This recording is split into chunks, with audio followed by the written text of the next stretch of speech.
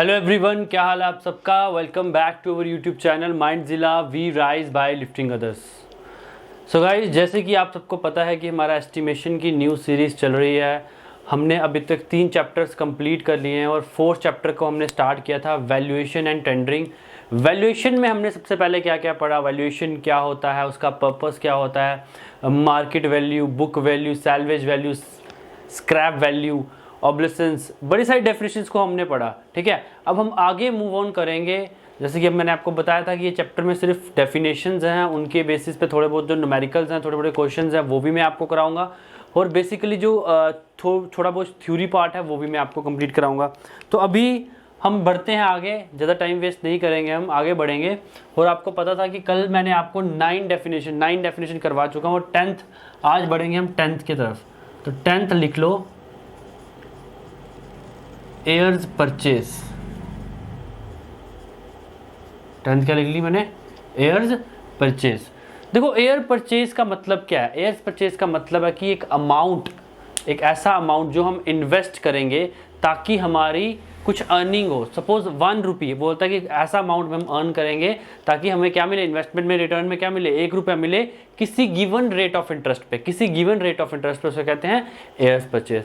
तो air purchase का कुछ फॉर्मूला भी होता है, उसको भी हम देखेंगे और इसके बेसिस पे एक न्यूमेरिकल भी, छोटे छोटे न्यूमेरिकल्स हैं, उनको भी हम रीड आउट करेंगे। तो मैं इसकी डेफिनेशन लिखता हूँ। डेफिनेशन की बात अगर बोलूँ तो लिखना है total amount of money to be invested to receive an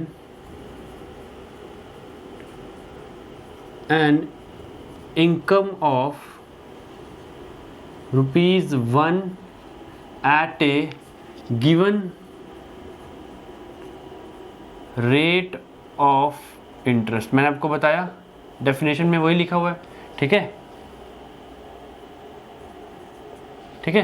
वो कह रहे हैं total amount of money to be invested to receive an income of ₹1 at a given rate. किसी गिवन रेट ऑफ इंटरेस्ट पे जो हमारी मनी हम कुछ इन्वेस्ट करें, टोटल मनी को इन्वेस्ट करें और हमारी इनकम कितनी जनरेट हो रही है, 1 रुपये। तो ये जस्ट एग्जाम्पल के तौर पे मैं बता रहा हूँ आपको। ठीक है, तो एयर्स परचेज में हमने 2 पार्ट में होता है। एक होता है फॉर इनडेफिनेट टाइम इंटरवल। ठीक है, क्या होता है फॉर इनडेफिनेट टाइम इंटरवल, एक फॉर्मूला इसका ऐसे होता है, और एक होता है फॉर डेफिनेट टाइम इंटरवल।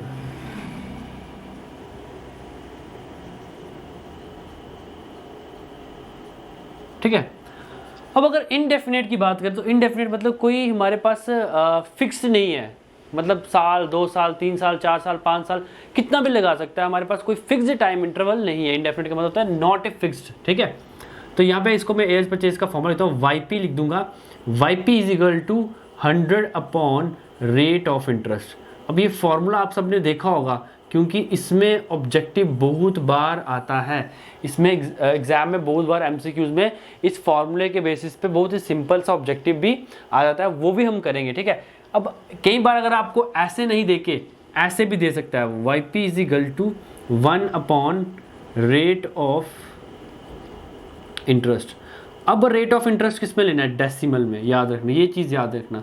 जब उसने किस में दे दिया, 1 दे दिया ऊपर, तो हमें रेट ऑफ इंटरेस्ट किस में लेना है, डेसिमल में लेना। अगर 100 है तो रेट ऑफ इंटरेस्ट जो है हमने जिसमें दिया होगा उसी में हमने परसेंटेज में ही, जिसमें दिया होगा उसमें ही ले लेना है। ठीक है, तो ये हो गया मेरा इनडेफिनेट टाइम इंटरवल। अगर डेफिनेट टाइम इंटरवल की बात करें तो फॉर्मूला आएगा YP is equal to 100 upon 1, sorry, YP is equal to 100 upon I plus YC। अब ये YC क्या है, कोफिशिएंट ऑफ, मैंने ये करवाया है कल सबसे पहले नहीं कराया था हमने, coefficient of sinking fund.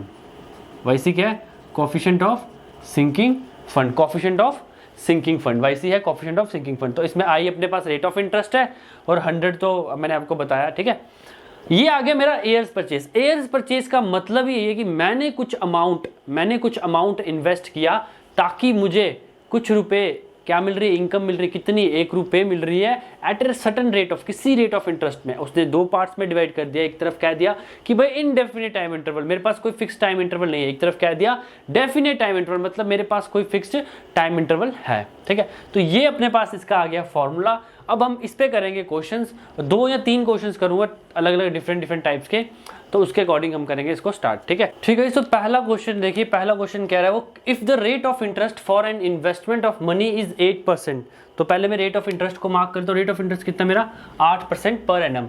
Calculate years purchase, उसने बोला एयर्स परचेज निकालो।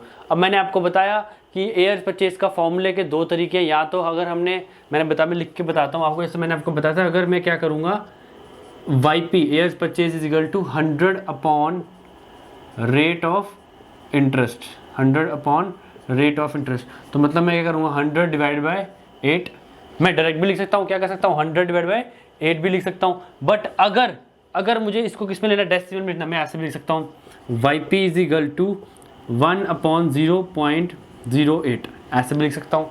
मैं इस तरह से भी लिख सकता हूँ, मैं इस तरह से, तो कोई भी क्या है गलत नहीं है, दोनों क्या है ठीक है। ठीक है, तो अभी अगर मैं इसको करूँगा तो मेरे पास आएगा एयर्स परचेज आएगा 12.5, कितना आएगा 12.5, इसको करूँगा तो क्या आएगा मेरा 12.5।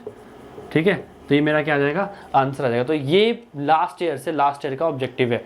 ठीक है, 2017 एसएससी में क्या हुआ था, ये क्वेश्चन किसी सेट में आया हुआ था। ठीक है, तो बहुत ही सिंपल सा क्वेश्चन था। अब आप बोलोगे कि सर ये ऑब्जेक्टिव में आया था, तो मतलब अगर आपको फॉर्मूला ही पता नहीं होगा तो आप नहीं निकाल पाओगे, और तभी तो अगर आपको फॉर्मूला लर्न होगा तो आप इस आंसर को क्या करोगे, जल्दी से कर सकते हो। तो बहुत ही सिंपल सा है। नेक्स्ट क्वेश्चन की तरफ बढ़ते हैं। ठीक है, तो क्वेश्चन है आपके पास, नेक्स्ट क्वेश्चन है अपने पास, if the rate of interest for a principal amount is 3% for every 6 months, calculate years purchase. उसने 6 मंथ का दे दिया मुझे, और मुझे निकालना एयर्स परचेज। बच एयर परचेज हमारा कैसे होता है, एनुअली होता है। ठीक है, तो अगर मैं उसने मुझे कितना दिया है तो मैं लिख दूंगा rate of interest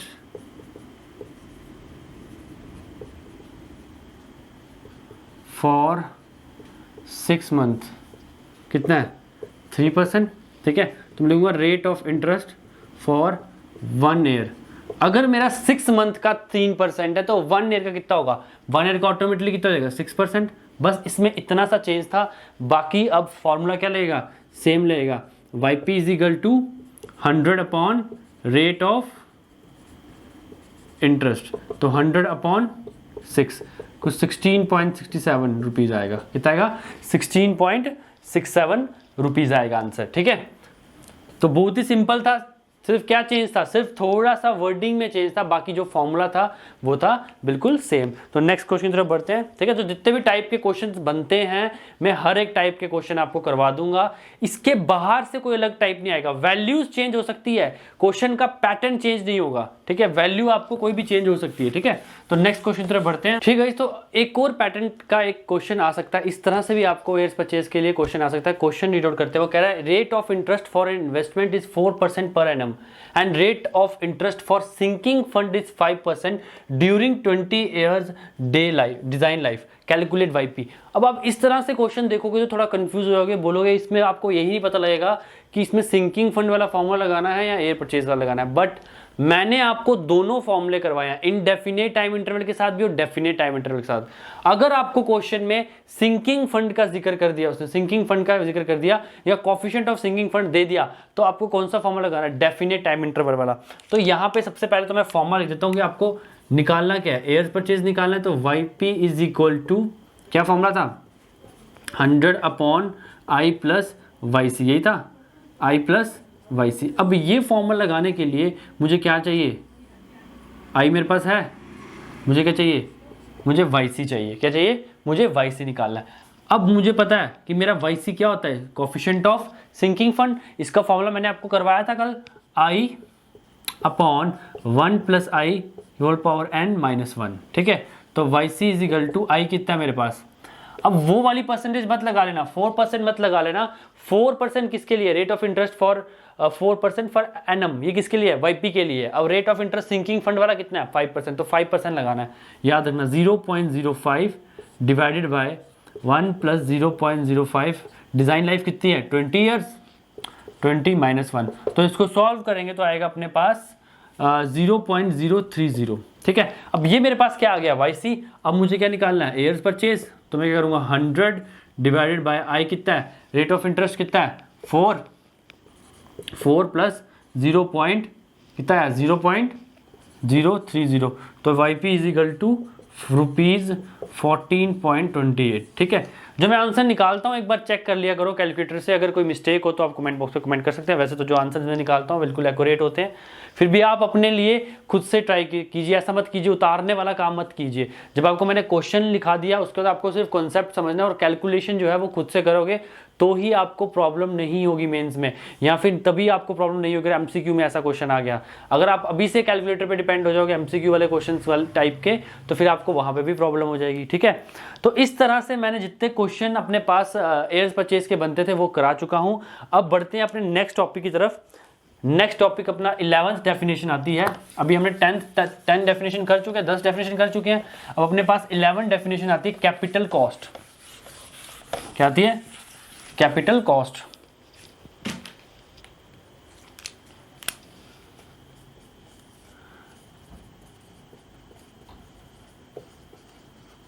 capital cost, देखो कैपिटल कॉस्ट का मतलब क्या होता है, कैपिटल होता है एक बिग अमाउंट, मतलब टोटल। कैपिटल का मतलब क्या है, टोटल, मतलब total cost of a building along with the land. अगर हम बोलेंगे इस बिल्डिंग की क्या प्राइस है तो वो उसकी कैपिटल कॉस्ट नहीं होगी। अगर मैं बोलूँगा इस बिल्डिंग की विद लैंड, इस जगह की भी और साथ में स्ट्रक्चर की, दोनों की क्या प्राइस है, दोनों की जो कॉस्ट होगी उसको कहेंगे हम कैपिटल कॉस्ट। ठीक है, तो इसकी मैं डेफिनेशन लिख देता हूं, it is the total cost, it is the total cost of building along with the cost of land, along with the cost of land। तो मतलब total cost of a building along with the cost of land क्या कहता है अपने पास, capital cost. ठीक है, तो next definition की तरफ बढ़ते हैं। नेक्स्ट अपने पास आता है कैपिटलाइज्ड वैल्यू। कैपिटलाइज्ड वैल्यू, अब इस पे भी कुछ क्वेश्चंस भी आ जाते हैं, डेफिनेशन भी इसकी पूछ लेता है वो, तो याद रखना कैपिटलाइज वैल्यू का जो फॉर्मूला है वो क्या है, नेट एनुअल इनकम। क्या है, net annual income into years purchase, net annual income into years purchase. अब आपको कैसे क्वेश्चन में पूछ लेगा, आपको क्वेश्चन इस तरह से पूछ सकता है आपको, सपोज आपको क्या दे देगा, नेट एनुअल इनकम क्या करेगा, दे देगा। सपोज से नेट एनुअल इनकम दिया 1000 रुपीज, कितना दिया 1000, बोला नेट एनुअल इनकम मेरी कितनी है 1000, और उसने क्या दे दिया, रेट ऑफ इंटरेस्ट दे दिया। रेट ऑफ इंटरेस्ट दे दिया कुछ आपके पास, लगा लो 8%, उसने बोला 8% रेट ऑफ इंटरेस्ट है। ये 8% एयर परचेज नहीं है, 8% क्या है, इधर मिटा, इधर लिख देता हूँ। वो क्वेश्चन में पूछ लेते, चलो क्वेश्चन क्या है, तो वो पूछ लेगा आपको कि एनुअल इनकम अपने पास है 1000। ठीक है, बोल देगा रेट ऑफ इंटरेस्ट कितना, बोल देगा 8%, बोलेगा मुझे कैपिटलाइज वैल्यू निकाल के दो, सीवी निकाल के दो। ऐसे क्वेश्चन आएगा, क्या करेगा, एनुअल इनकम आपको दे देगा और साथ में आपको क्या बोल देगा, रेट ऑफ इंटरेस्ट आपको दे देगा और आपको बोलेगा मुझे सीवी निकाल के दो। तो आपको पता है कि सीवी का फॉर्मूला क्या है, सीवी का फॉर्मूला क्या मैंने बताया अभी, net annual income into air purchase. Net annual income तो मुझे पता कितनी 1000। अब रेट ऑफ एयर्स परचेज क्या है, अगर मेरे पास रेट ऑफ इंटरेस्ट हो तो मैं एयर्स परचेज निकाल सकता हूं कैसे, इनटू 100 डिवाइडेड बाय 8। तो इसको करेंगे तो अपने पास आएगा कुछ 1000, आएगा 12,000। ठीक है, 12,500 ऐसे आएगा, 12,500 12.5, ठीक है 12,500 कितना आएगा, 12,500। तो कैपिटलाइज वैल्यू कितनी हो जाएगी, 12,500। ठीक है, देख लो इसको कैलकुलेट करोगे तो ये 12.5 आता है। ठीक है, 12.5 इंटू 1000 करोगे तो 12,500 रुपए आपका क्या आ जाएगा, सीवी कैपिटलाइज वैल्यू हो जाएगा। देखो मैंने ये तो जस्ट ऐसे एक्सप्लेन कर दिया आपको कि अगर आपको कैपिटलाइज एयर्स परचेज के क्वेश्चन में वो ये भी पूछ ले, कैपिटलाइज वैल्यू निकालने के लिए भी पूछ ले, तो घबराना नहीं है। फॉर्मूला क्या है, net annual income into years purchase, जितनी एनुअल इनकम होगी इनटू क्या करना है, एयर्स परचेज करना है। तो मैं इसको मिटा देता हूँ नीचे वाले को। ठीक है, ये तो मैंने आपको एक एग्जांपल के तौर पे समझा दिया, अगर आपको ऐसे आ जाए तो क्या करना है। तो कैपिटलाइज वैल्यू आपको समझ आ गया, कैपिटल कॉस्ट आपको समझ आ गया। नेक्स्ट अपने पास आता है, नेक्स्ट आता है एन्युटी। क्या आता है, एन्युटी। देखो गाइस, एन्युटी का मतलब होता है कि जैसे सपोज आपने अपने किसी फ्रेंड से लोन ले लिया, आपने किसी फ्रेंड से कुछ अमाउंट, कुछ पैसे बारो कर लिए। अब आपने उसको बोला कि मैं तुझे हर मंथ कुछ पैसे वापस करूंगा, ठीक है, हर मंथ क्या करूंगा, कुछ पैसे वापस करूंगा। ऐसे करते करते वो क्या करोगे, जो लोन आपने अपने फ्रेंड से लिया होगा उसको क्या करोगे, खत्म करोगे। या फिर आप बाइक खरीदते हो, किसी बैंक में जाते हो, बैंक से लोन लेते हो, और आपको बैंक वाले क्या कहते हैं, इतनी इंस्टॉलमेंट आपको पे करनी, या पीरियडिकली करनी है या क्वार्टरली करनी है, आप कैसे भी कर सकते हो, ठीक, किसी भी तरह से कर सकते हो। तो एन्युटी का मतलब होता है एक सम, कुछ अमाउंट, एक वैल्यू जो आपको क्या करनी होती है, पीरियडिकली या फिर मंथली या फिर ईयरली, कैसे भी आप पे करो। किसके लिए, for repayment of the loan, जो आपने लोन उनसे लिया उसको खत्म करने के लिए जो आप पे करते हो उसको कहते हैं एन्युटी। तो इसकी डेफिनेशन हम लिख लेते हैं, it is defined as the periodic payment, it is defined as the periodic payment to be done for the repayment, मैंने बोला आपको क्या करने के लिए, रीपेमेंट ऑफ कैपिटल अमाउंट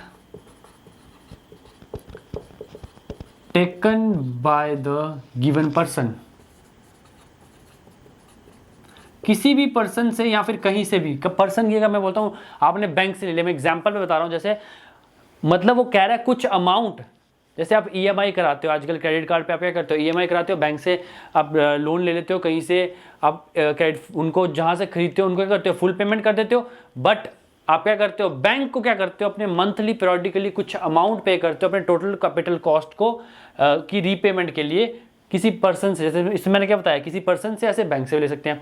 अब एन्युटी की कुछ टाइप्स हैं कि बड़ी टाइप की एन्युटी है कि जैसे अगर सपोज आपने देखा होगा कि कई बार होता है कि अगर आप कोई ईएमआई लेते हो या फिर आप कोई लोन लेते हो, कुछ भी लेते हो, ईएमआई पे करते हो, तो वो कहता है कि 12 मंथ्स में आपको इसको पूरा करना है। तो एक डेफिनेट आपके पास टाइम इंटरवल है, आपको 12 महीने में इसको पूरा करना है, दैट मीन्स 1 ईयर में आपको इसको कंप्लीट करना है। तो अगर आपने 1 मंथ में इसको कंप्लीट नहीं किया तो वो क्या आएगा, आपको ज़्यादा इंटरेस्ट पड़ना शुरू हो जाएगा। तो एक आपके पास फिक्स्ड टाइम होता है, इस टाइप की एन्युटी होती है। एक होती है जैसे आपके पास कोई फिक्स टाइम नहीं है, आप उसको कभी भी वापस कर सकते हो। जैसे अगर आपने अपने फ्रेंड से पैसे ले लिए तो उसने बोल दिया भाई जब तेरे पास होंगे तब दे देना। इस टाइप बट टाइप्स है एन्युटी की, तो हम टाइप्स को क्या करेंगे, एक्सप्लेन करेंगे। सबसे पहले आती है एन्युटी सडन। एन्युटी सडन, देखो एन्युटी सडन का मतलब भी यही है, डेफिनेट टाइम होगा। क्या होगा, डेफिनेट टाइम इंटरवल होगा रीपेमेंट ऑफ लोन, लोन की रीपेमेंट करने के लिए एक डेफिनेट टाइम इंटरवल होगा। तो मैं इसको लिख देता हूं एन्युटी सडन को, अमाउंट ऑफ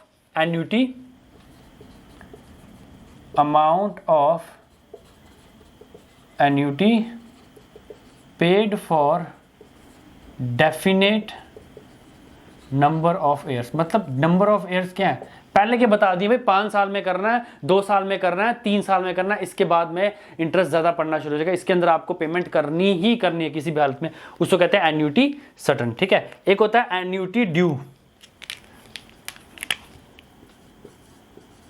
क्या होता है, एन्युटी ड्यू।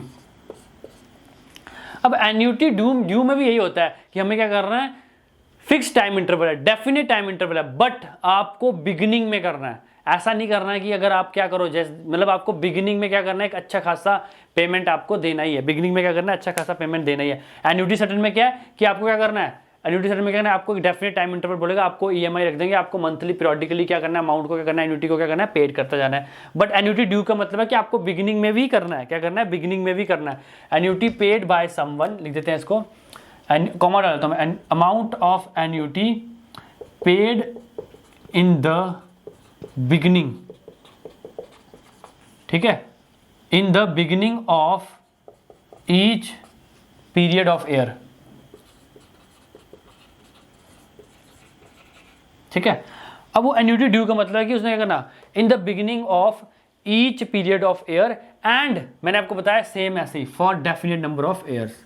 मतलब क्या, अब आपके पास नंबर ऑफ ईयर्स कितने हैं वो भी डेफिनेट है, बिगिनिंग में भी करना है और साथ में जो है डेफिनेट भी, जो ईयर्स हैं वो भी क्या डेफिनेट है। एन्युटी सडन क्या मतलब है, एन्युटी सडन का मतलब है कि आपके पास मंथली आपको करना है, मंथली क्या करना है, इतना अमाउंट पे करना है, और आपके पास फिक्स टाइम इंटरवल है, फिक्स साल, इतने साल दिए, 5 साल के अंदर अंदर करना ही करना है। एन्युटी ड्यू का मतलब है आपको फिक्स्ड टाइम भी है बट आपको बिगिनिंग में भी पैसा पे करना है, हर साल की बिगिनिंग में पैसा पे करना है, और आपको क्या करना है, अमाउंट जो है बिगिनिंग पे करना है, और आपके पास टाइम इंटरवल भी है, ठीक है, दोनों है। नेक्स्ट रहता है अपने पास डिफर्ड एन्युटी।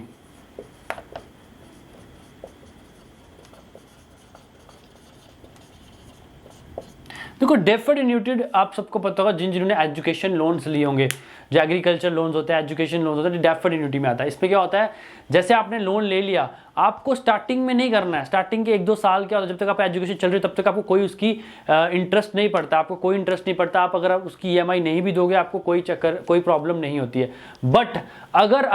बट एक टाइम इन फ्यूचर 3 साल बाद, 4 साल बाद, अगर आप जैसे बीटेक के लोन 4 साल बाद जब आपकी बीटेक खत्म होती है, तो उसके बाद आपको उसको खत्म करना पड़ता है। उसके बाद आपकी क्या होती है, इंटरेस्ट स्टार्ट हो जाती है। उसको कहते हैं अपने पास, क्या कहते हैं, डिफर्ड एन्युटी। तो डिफर्ड एन्युटी क्या होती है कि अगर आपके पास अमाउंट क्या है, अमाउंट ऐसा है कि आपको क्या करना है, बाद में भी पे कर सको, तो उसको क्या कहते हैं, डिफर्ड एन्युटी। तो मैं इसको लिख देता हूं, इसको क्या लिख दूंगा मैं, इसको लिख दूंगा defined as a person can amount of annuity paid in the future, amount of annuity paid in the future date after number of years, मतलब करना तो आपको सालों बाद ही है, बट किसी फ्यूचर डेट के बाद, क्या फ्यूचर डेट के बाद, ठीक है, आपको फ्यूचर के बाद, ठीक है। तो अपने पास ऊपर से मिटा देता हूं मैं, लास्ट एन्युटी की टाइप आती है अपने पास परपेचुअल एन्युटी। क्या आती है, परपेचुअल एन्युटी। डी अपने पास आता है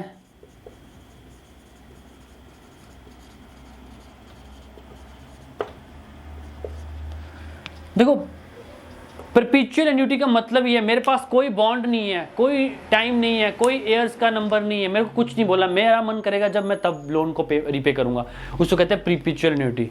सबको यही पसंद आएगा, सबको कौन सा एन्युटी पसंद आया, ये वाला आया। मतलब आपने क्या किया, बैंक से पैसे ले लिए और कोई टाइम इंटरवल नहीं। जैसे अपना क्या होता है, जैसे आपने आपका फ्रेंड से या किसी से पैसे ले लिए और अब क्या करोगे, अब आराम से उसको बोलोगे कोई बात नहीं, तुझे आराम से दे दूंगा, जब मेरे पास होंगे तब दूंगा, मुझसे मांगना मत। तो वो कौन सा आएगा, परपेचुअल एन्युटी। आप इसका जितना, आपके पास कोई टाइम बाउंड नहीं है, आपके पास क्या कोई इनडेफिनेट, तो क्या है, लिख देता हूं इसको इनडेफिनेट नंबर ऑफ ईयर्स। क्या लिखूंगा मैं इसको लिखूंगा indefinite number of years,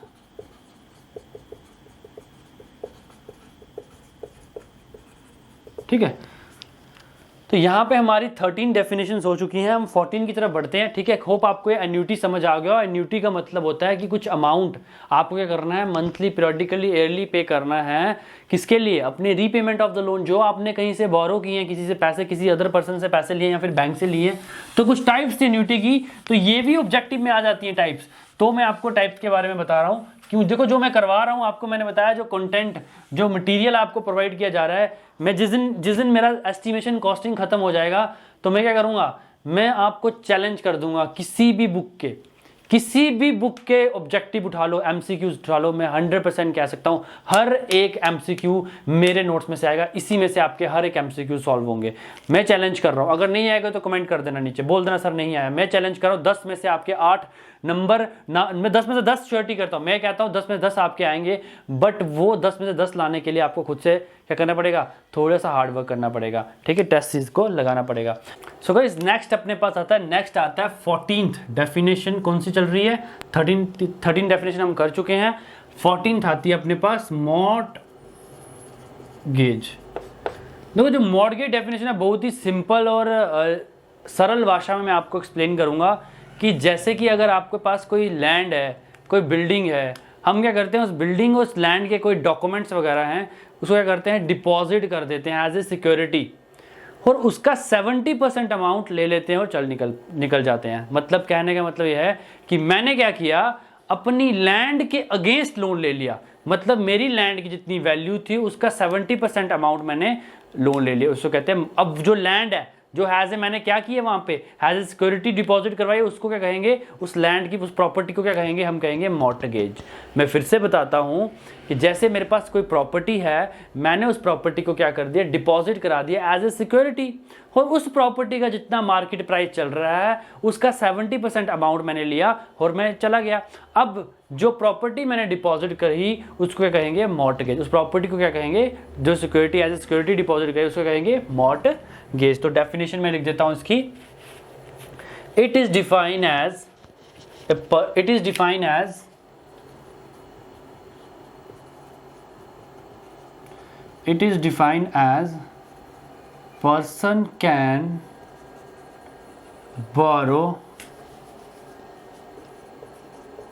person can borrow a money against the security of the property,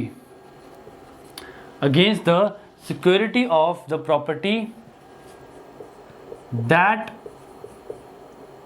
security of property known as mortgage। ठीक है, जो प्रॉपर्टी हमने सिक्योरिटी के लिए रखी है उसको क्या कहेंगे हम, मॉर्टगेज। मतलब कि मॉर्टगेज का मतलब जो है बिल्कुल सरल है, मतलब कुछ गिव एंड टेक। मैंने क्या किया, उसको अपनी लैंड दी नहीं, मतलब उस पर गिरवी रखी और उससे क्या लिया, अमाउंट लिया। अब जो पेपर में क्वेश्चन आता है, जो इसमें से एग्जाम में क्वेश्चन आता है, वो क्या पूछता है, वो पूछता है during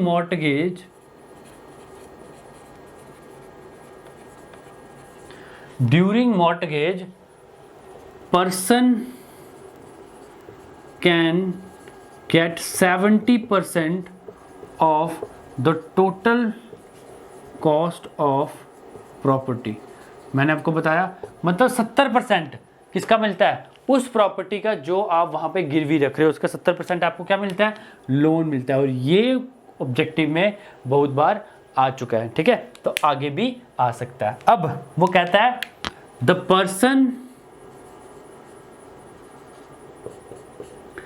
person who takes the money, उसको कहते हैं मॉर्टगेजी। क्या कहते हैं, मॉर्टगेजी। और the person who give the money उसको कहते हैं मॉर्टगेजर। ठीक है, तो मैंने आपको क्या बताया, मॉर्टगेज के बारे में बताया। मॉर्टगेज में क्या होता है, कितने परसेंट हमें उसकी प्रॉपर्टी के अगेंस्ट लोन मिलता है, 70% मिलता है। और जो पर्सन क्या करता है, जो पर्सन मनी लेता है उसको क्या कहते हैं, मॉर्टगेजी। और जो पर्सन मनी देता है उसको कहते हैं मॉर्टगेजर। तो होप आपको ये मॉर्टगेज टॉपिक आपको समझ आ चुका हो। अब हम नेक्स्ट टॉपिक की तरफ बढ़ेंगे। नेक्स्ट अपने पास आ जाएगा 15th डेफिनेशन, लीज। क्या आ जाएगा, 15th डेफिनेशन कौन सी आ जाएगी, लीज। अब लीज आप सबने भी सुना होगा, थोड़ा बहुत तो सुना ही होगा ना, लीज। ठीक है, लीज का मतलब है कि सपोज आप किसी प्रॉपर्टी पे क्या करते हो, उसको किराए पे लेते हो। मतलब लीज का मतलब ये है कुछ टाइम पीरियड के लिए मैंने उस पे लिया, बट उस प्रॉपर्टी पे मेरा खुद का फ्री होल्ड है। फ्री होल्ड मतलब मैं चाहूं तो उस प्रॉपर्टी को तोड़ के कुछ बना दूं, मैं चाहूं तो उसको अपनी मर्जी से कुछ भी कर सकता हूं। उस प्रॉपर्टी पे मेरा फिजिकल पोसेशन है, उस प्रॉपर्टी मेरा क्या है, एक फ्री होल्ड है। कुछ टाइम पीरियड के लिए ही लिया जाता है लीज। ठीक है, लीज किसके लिए था, कुछ टाइम पीरियड के लिए लीज पे ली जाती है। और उसके बाद क्या करता हूं, मैं उस जगह को, उस प्रॉपर्टी को कुछ भी कर सकता हूं, उसको कहते हैं अपने पास लीज। तो मैं लिख देता हूं, डेफिनेशन में लिख दूंगा, represent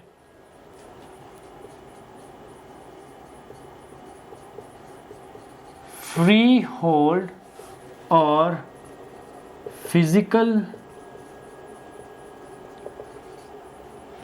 represent freehold or physical possession of a property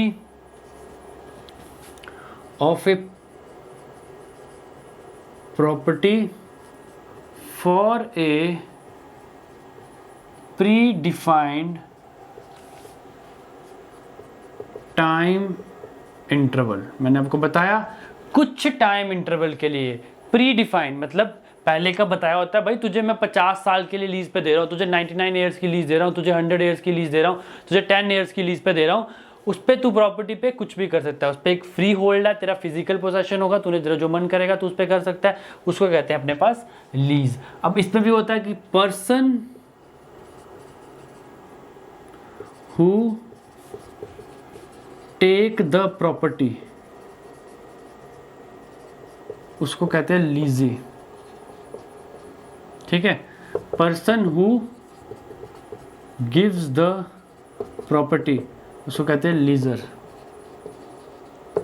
ठीक है। तो ये अपने पास आ गई 15th डेफिनेशन लीज। अब आज की लास्ट डेफिनेशन, टॉपिक लास्ट नहीं, क्लास का टॉपिक लास्ट नहीं, डेफिनेशन लास्ट अपने पास डेप्रीसिएशन। 16th डेफिनेशन कौन सी है? डेप्रीसिएशन। 16th अपने पास कौन सी आती है? डेप्रीसिएशन। अब डेप्रीसिएशन क्या होता है? मैंने आपको बताया था, gradual decrease in the structural use of a property due to wear and tear of a building या ऑफ ए प्रॉपर्टी। मतलब कि मेरी बिल्डिंग का क्या हुआ, आहिस्ता आहिस्ता क्या हुआ, उसकी प्राइस में, उसके स्ट्रक्चरल यूज में क्या हुआ, डिक्रीज आ रहा है। किसके कारण? किसके कारण आ रहा है? मैंने उसकी अच्छे से मेंटेनेंस नहीं की, पता लगा उसका पेंट उतर रहा है, दरवाजे टूट रहे हैं, दीवारें हिल रही हैं, क्रैक्स आ रहे हैं। क्यों आ रहे हैं? अभी मेरी डिज़ाइन लाइफ ख़त्म नहीं हुई है, मेरी बिल्डिंग की, मेरी प्रॉपर्टी की डिज़ाइन लाइफ ख़त्म नहीं हुई है, बट उसका स्ट्रक्चरल यूज़ आहिस्ता आहिस्ता क्या होता जा रहा है, एयर बाय एयर क्या होता जा रहा है, कम होता जा रहा है। कल मैंने आपको करवाया था बुक वैल्यू क्या करती है, अगर हमारी डेप्रिसिएशन क्या होगी, कम होगी, तो बुक वैल्यू भी क्या करेगी, डिक्रीज करेगी। तो अभी मैं डेप्रिसिएशन की अगर डेफिनेशन की बात करूं तो लिखूंगा gradual decrease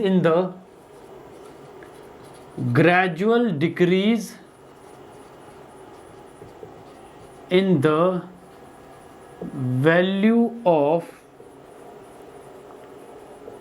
property due to structural use comma wear and tear ETC। मतलब और भी बड़े फैक्टर्स हो सकते हैं, डिज़ाइन पुराना हो गया, ऑब्सोलेंस हो गया, मैंने बताया था ना ऑब्सोलेंस क्या होता है, अब मज़ा नहीं आ रहा घर में रहने का, डिज़ाइन पुराना हो गया है, यूज़फुल नहीं है। तो मतलब gradual decrease in the value of property, मेरी जो बिल्डिंग है, मेरा जो स्ट्रक्चर है, मेरी जो लैंड है, मेरा भी कोई भी चीज़ है, उसकी वैल्यू में क्या हो रहा है, ग्रेजुअल डिक्रीज हो रहा है, एयर बाय एयर क्या हो रहा है, डिक्रीज होता जा रहा है। क्यों? क्योंकि due to the structural use, उसका स्ट्रक्चरल यूज खत्म हो चुका है, वेयर एंड टेयर बहुत ज़्यादा हो रहा है, उसको कहते हैं अपने पास क्या कहते हैं, डेप्रीसिएशन, ठीक है। अब एक चीज़ मैं आपको बताता हूँ, नोट में मैंने कल भी लिखाया था बुक वैल्यू की डेफिनेशन में, पर मैं फिर से यहाँ पे लिखा लेता हूँ। क्या लिखूंगा मैं? With increase in depreciation book value increases.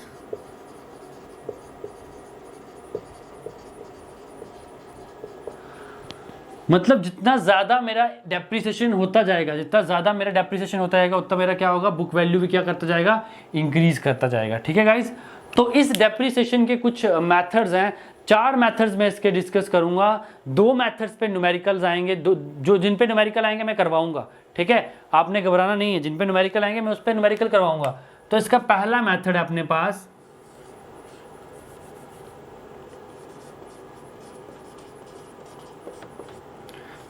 Straight line method.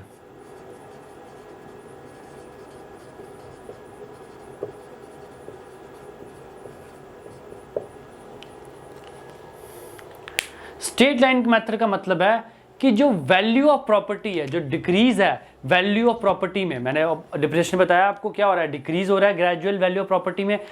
Straight line method का मतलब है कि according to this method the decrease in the value of the property remains constant every year. क्या होता है, वो कांस्टेंट रेट से decrease कर रहा है। कैसे कर रहा है? कांस्टेंट रेट से डिक्रीज कर रहा है। तो लिखते हैं इसको, ठीक है, स्ट्रेट लाइन मेथड में लिखते हैं अकॉर्डिंग टू दिस मेथड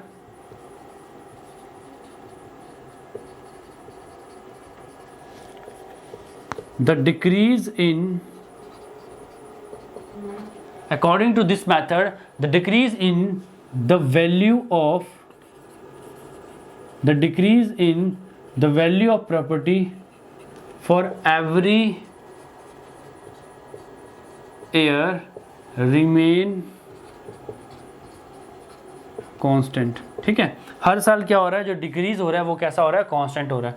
अब इसका एक फॉर्मूला आता है, फॉर्मूला क्या है, D = C - S/N। ये फॉर्मूला याद रखना, ऑब्जेक्टिव में बहुत बार पूछा गया है, ऑब्जेक्टिव में बहुत बार पूछा गया। अब इसमें से क्या क्या लिखा देता हूँ। सी अपने पास आता है कॉस्ट ऑफ कंस्ट्रक्शन, जो भी हम क्या करेंगे कंस्ट्रक्ट कर रहे हैं उसकी कॉस्ट। एस अपने पास आता है स्क्रैप वैल्यू, सॉरी एस क्या आता है scrap value.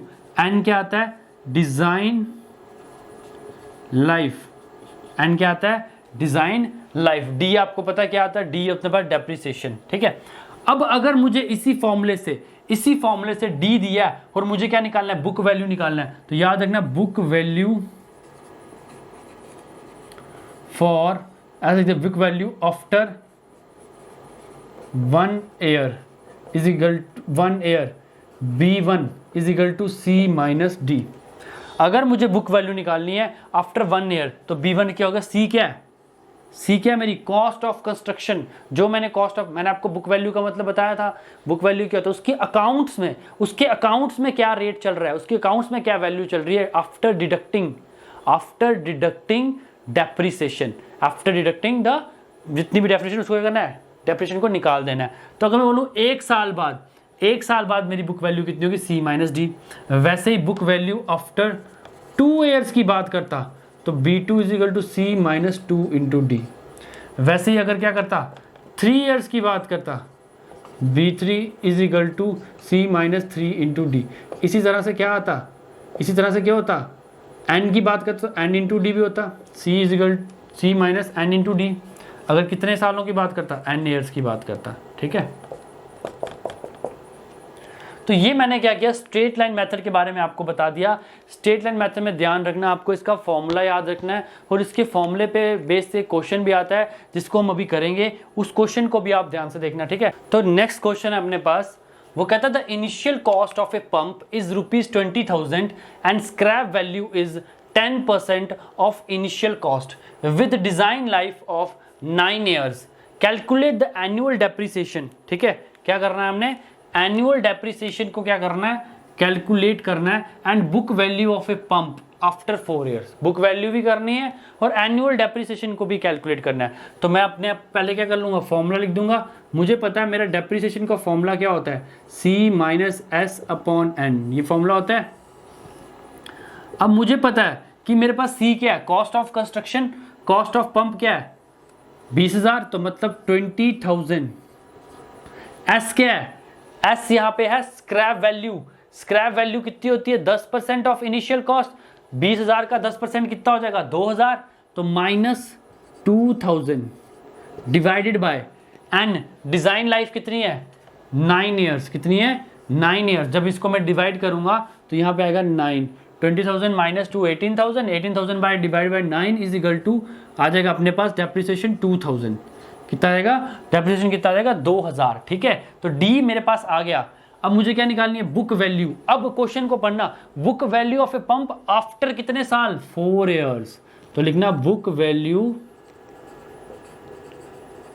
Of pump after 4 years is equal to, क्या बताया था मैंने, cost of construction, cost of construction कितनी है 20,000 माइनस नंबर ऑफ ईयर्स कितने हैं 4 ईयर्स इनटू डेप्रिसिएशन कितनी है 2,000।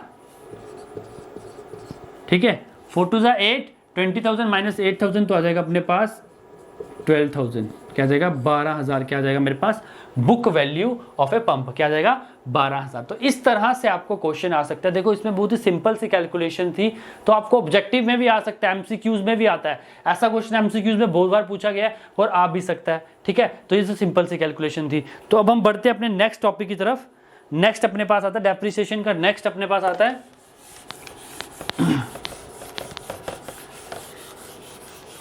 Constant percentage method. ठीक है, नेक्स्ट मेथड कौन सा है, कांस्टेंट परसेंटेज मेथड। सेकंड मेरे पास आता है कांस्टेंट परसेंटेज मेथड, या फिर इसको हम एक और लिखते हैं declining balancing method, declining balancing method. ठीक है, इसमें क्या होता है, देखो कांस्टेंट परसेंटेज की बात कर रहा है तो सेम वैसा ही रहेगा कि अपने पास जो according to this method the annual depreciation जो डेप्रिसिएशन होगी, सालाना डेप्रिसिएशन होगी, वो क्या होगी, परसेंटेज के बेसिस पे होगी, और वो क्या होगी, कांस्टेंट होगी। कांस्टेंट कैसे, constant during is design life, design life के दौरान क्या होगी, हर साल क्या होगी, कांस्टेंट होगी, बट किस में होगी, परसेंटेज में होगी। किस में होगी, परसेंटेज में होगी। तो इसकी डेफिनेशन में लिख देता हूं, according to this method, according to this method percentage depreciation rate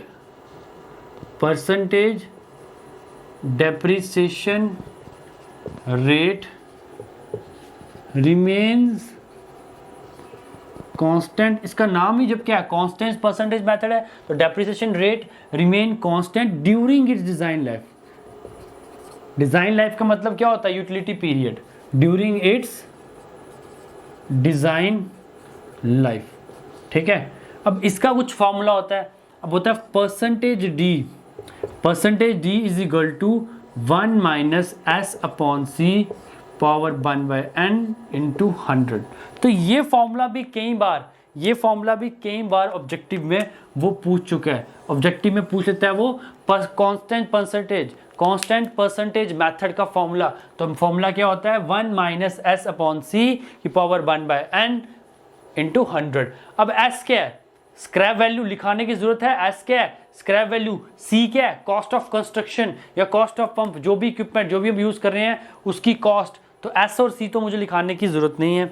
but अगर इसमें वो पूछ ले बुक वैल्यू, क्या पूछ ले, बुक वैल्यू,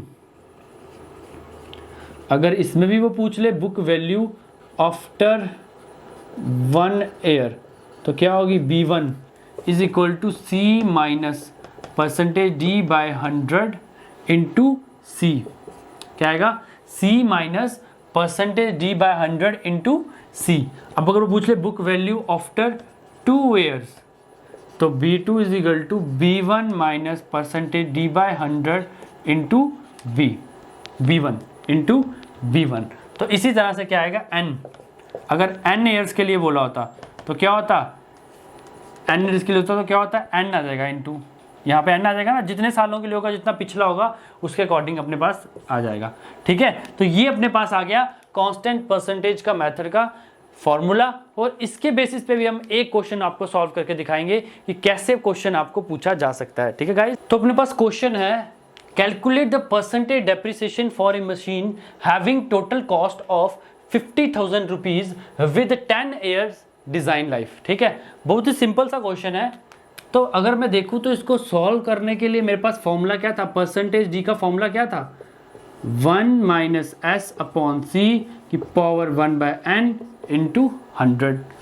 अब अगर मैं परसेंटेज डी की बात करूं, स्क्रैप वैल्यू, अगर मुझे स्क्रैप वैल्यू निकालनी होती है, टोटल अमाउंट कितनी है मेरे पास 50,000, तो 50,000 का 10% कितना हो गया 5,000, तो मतलब 5,000 मेरी कितनी हो गई, स्क्रैप वैल्यू हो गई। तो मैं यहाँ लिख दूंगा फॉर्मूला में 1 माइनस 5,000 डिवाइडेड बाय 50,000 की पावर 1/n, कितने सालों बाद, 10 ईयर्स, 1/10 इंटू 100।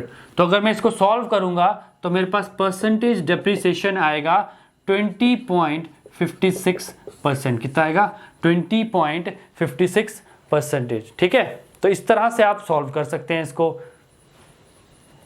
ठीक है, इस तरह से आप इसको सॉल्व कर सकते हो।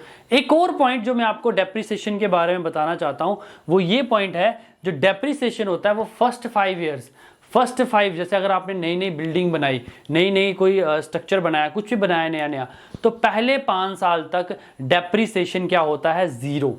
क्या होता है, जीरो। फर्स्ट 5 ईयर्स के लिए डेप्रिसिएशन क्या होता है, जीरो। तो अब नेक्स्ट टाइप के तरफ चलेंगे। नेक्स्ट टाइप आएगी अपनी sinking fund method. Third type क्या आएगी, डेप्रिसिएशन की सिंकिंग फंड मेथड। अब जो नेक्स्ट 2 टाइप्स हैं, इस पर कोई न्यूमेरिकल नहीं आएगा, इस पर कोई फॉर्मूला नहीं है, बस सिर्फ ऑब्जेक्टिव पॉइंट ऑफ व्यूज के लिए आपको करवाया जा रहा है। सिंकिंग फंड मेथड, और ये थर्ड आएगी, और फोर्थ आएगी सर्वे। कौन सी आएगी, क्वांटिटी सर्वे मेथड, आएगी क्वांटिटी सर्वे मेथड। अब क्या हो रहा है, ये 4 टाइप्स मैंने आपको इसलिए कराई क्योंकि ऑब्जेक्टिव में एक बार पूछ लिया था कि फॉर्मूले, ऑब्जेक्टिव में क्या था, डेप्रिसिएशन की उसने मेथड पूछ लिया था, बट ना ही उसमें क्या था कांस्टेंट परसेंटेज मेथड था, ना ही उसमें स्ट्रेट लाइन मेथड था, उसमें क्या था क्वांटिटी सर्वे मेथड। और बच्चों को अभी तक ये भी नहीं पता था कि क्वांटिटी सर्वे मेथड भी डेप्रिसिएशन में ही आता है। तो मैं इसको एक्सप्लेन कर देता हूँ क्या होता है। सिंकिंग फंड मेथड में क्या होता है, जैसे अगर आपको मैंने सिंकिंग फंड के बारे में बताया, सिंकिंग फंड मतलब क्या, आपको क्या करना है कि इंस्टॉलमेंट अपने पास मंथली ईयरली इंस्टॉलमेंट सबमिट कर देनी है, वो इंस्टॉलमेंट आपने क्या करना है बिल्डिंग की रिकंस्ट्रक्शन के लिए यूटिलाइज करनी है।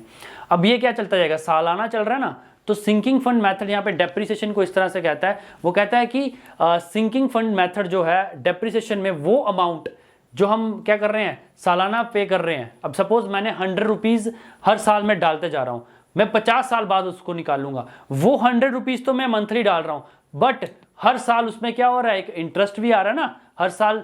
अब सपोज मैंने क्या किया, पहले साल 100 डाले, ठीक है, अब अगले साल मैंने फिर से 100 डाले, फिर 100 डाले, ऐसे हर साल में क्या कर रहा हूँ 100 डालते जा रहा हूँ। बट अब इन पे हर साल क्या हो रहा है, एक इंटरेस्ट भी डल रहा होगा, हर साल क्या हो रहा होगा इंटरेस्ट भी डल रहा होगा। इस तरह से क्या हो रहा होगा, आपका जो प्राइस है वो क्या होता जाएगा, बढ़ता जाएगा। तो वो यही कह रहा है कि सिंकिंग फंड मेथड में भी हम क्या करते हैं, डेप्रिसिएशन मेथड है उसको क्या, उसकी टाइप मेथड एक कौन सा है, sinking fund method. Sinking fund method की थोड़ी सी आपको डेफिनेशन भी लिखा देता हूं ताकि आपको प्रॉब्लम ना हो। तो उसमें क्या, depreciation is assumed to be equal to annual sinking fund।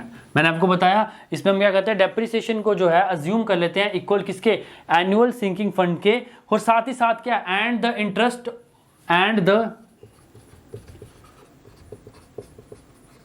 Interest on that fund every year. हर साल जो क्या मिल रहा होगा, उस पे क्या मिल रहा होगा, इंटरेस्ट भी बढ़ रहा होगा। मैंने आपको बताया कि अगर मैं क्या कर रहा हूँ, हर साल पैसे जमा करवाते जा रहा हूँ और 50 साल बाद मैं बिल्डिंग को क्या कर रहा हूँ, री एस्टेब्लिश करने के लिए वो अमाउंट यूज कर रहा हूँ, तो हर साल उस अमाउंट में क्या होगा, कुछ इंटरेस्ट भी होगा।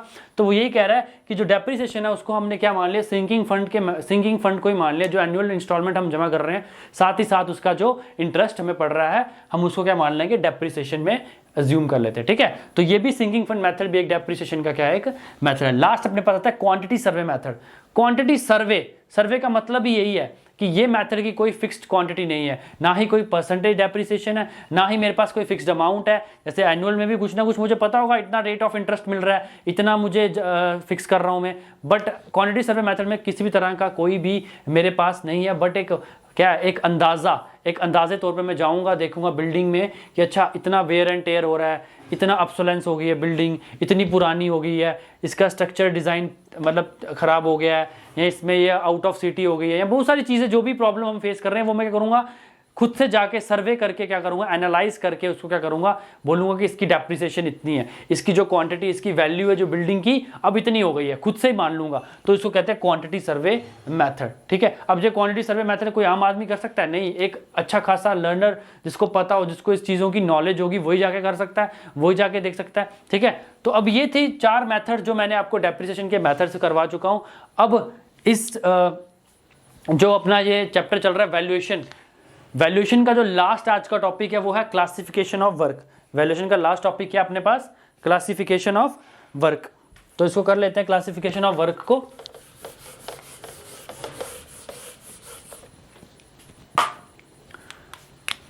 लास्ट अपने पास आता है क्लासिफिकेशन ऑफ वर्क।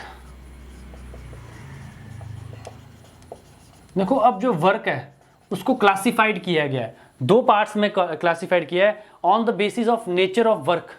ठीक है, on the basis of nature of work, और साथ ही साथ दूसरे में on the basis of cost of work. 2 तरीके से क्लासिफिकेशन की गई है काम की। तो सबसे पहले अगर मैं बात करूं A1A की, तो on the basis of nature of work. अगर मैं नेचर ऑफ वर्क की बात करूं, तो अगर मुझे क्लासिफिकेशन करनी है किसी काम की, भाई ऐसा कैसा काम हो रहा था, on the classification of nature of work, मतलब कि या तो वो रिपेयर वर्क होगा। अगर बोले कि भाई रिपेयर वर्क का मतलब क्या, मतलब कि जैसे आप बिल्डिंग में क्या कर रहे हो, रिपेयर कर रहे हो, मेंटेनेंस कर रहे हो, जैसे अपनी पेमेंट है उस पर पैचेस वगैरह लगा रहे हो या उसकी पेंटिंग कर रहे हो, डोर्स की, मतलब कुछ तरह के क्या करो रिपेयर वर्क कर रहे हो, वो भी रिपेयर वर्क किस में आता है, मतलब ऑन द बेसिस अगर नेचर ऑफ वर्क में आएगा तो दो पार्ट्स में क्लासीफाई होता है, एक होता है अपने पास रिपेयर वर्क, एक होता है अपने पास एक्चुअल वर्क। अब रिपेयर वर्क तो आपको पता है क्या होता है, रिपेयर वर्क मतलब हम क्या कर रहे हैं, रिपेयर कर रहे हैं उसको, फिर से क्या कर रहे हैं, मेंटेन कर रहे हैं। एक्चुअल वर्क क्या कर रहे हैं, हम एक्चुअल कंस्ट्रक्शन ऑफ बिल्डिंग कर रहे हैं, मतलब हम स्टार्टिंग से काम कर रहे हैं, क्या कर रहे हैं, एक्चुअल कंस्ट्रक्शन ऑफ बिल्डिंग। ठीक है, तो on the basis of nature of work में इसको कर लिया। नेक्स्ट अपने पास आता है on the basis of cost of work.